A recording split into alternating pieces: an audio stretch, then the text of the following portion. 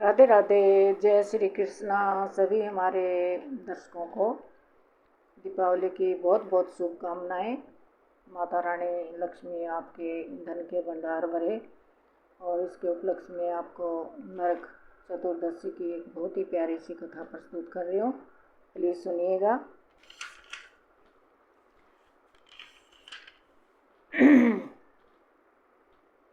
दिवाली से एक दिन पूर्व छोटी दिवाली होती है, उसी को ही नरक चतुर्थी कहा जाता है।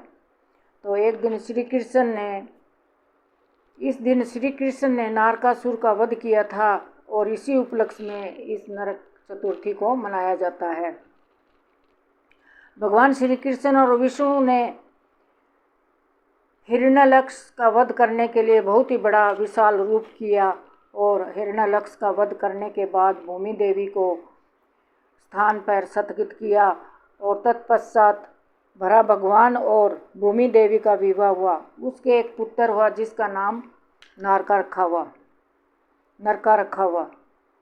वह गलत संगति और राक्षस प्रवृत्ति के कारण बहुत ही अनाड़ी था और क्रूर का था। गलत संगति के कारण वह राक्षस प्रवृत्ति का हो गया, लेकिन दुर्बल लोगों पर वह बहुत ही उपयोग करता था। उन्होंने सताने लगा, चारों दिशाओं में हाहाकार मचा और इस प्रकार इंद्रदेव ने माता अदिति के कुंडल और वरुण देव के छत्र को भी चुरा लिया। साथ ही देवता की कीड़ा स्थल मणि पर्वत कर भी कब्जा कर लिया। वह बहुत ही बड़ा आतंकदायी था और इस प्रकार इंद्रदेव द्वारकापुरी श्री कृष्ण जी के पास हाथ जोड़कर अनुरोध करने लगे, हे प्रभु हमारा उद्धार करो। श्री कृष्ण ने उनकी प्रार्थना स्वीकार की और उसमें पूर्व ही भविष्यवाणी हो चुकी थी कि इसका वध श्री कृष्ण के द्वारा ही होना निश्चित है। तब माता पृथ्वी भगवान के पास जाकर हाथ जोड़कर कहने लगी, हे प्रभु इसको क्षमा कीजिए। तब भगवान कृपालु और दयालु हैं। ठीक अभी मैं उसे नहीं मारूंगा, जब तुम कहोगी तभी मैं उसका वध करूंगा। नारकासुर बहुत ही बलशाली था, लेकिन मृत्यु का डर उसे भी लगता था। लेकिन इस प्रकार महल के चारों ओर सुरक्षा कवच बनवाए और जिससे कोई भेद नहीं सकता था और 5 तत्वों में आवरण अलग अलग बनाए हुए थे और विद्युत करंट लगा रखा था और उसके अंदर मायावी जाल का लोग कोई नहीं प्रवेश कर सकता था। इस प्रकार अंदर कोई नहीं पहुंच सकता था। नारकासुर अपने परिवार के लोगों के साथ रहता था और 16,100 कन्याओं का अपहरण कर उसने बंदी बनाकर रखा हुआ था। भगवान श्री कृष्ण को निवेदन किया कि हे भगवान हमारा कल्याण करो और श्री कृष्ण अपने साथ सत्यभामा को लेकर गए और क्योंकि सत्यभामा भूमि देवी का ही रूप थी और आदित्य के कुंडल चुराने पर और सत्यभामा बहुत ही कुपित और क्रोधित हुई।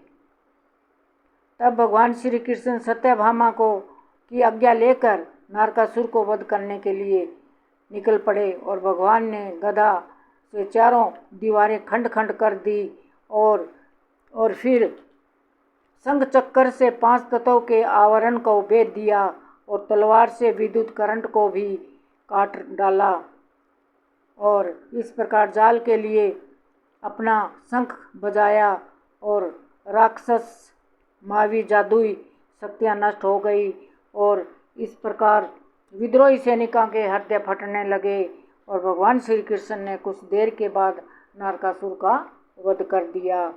और इस प्रकार वहाँ भूमि देवी और अदिति के कुंडल और वरुण देव का छतर और मंदार पर्वत पर नारकासुर के पुत्र के समक्ष लेकर शरण में आने के लिए प्रार्थना की। भगवान ने महल के अंदर प्रवेश किया और 16,100 कन्याओं को मुक्त करवाया जिनको अपहरण कर रखा हुआ था। और वो कन्याएं बोली, हम कहाँ जाएं,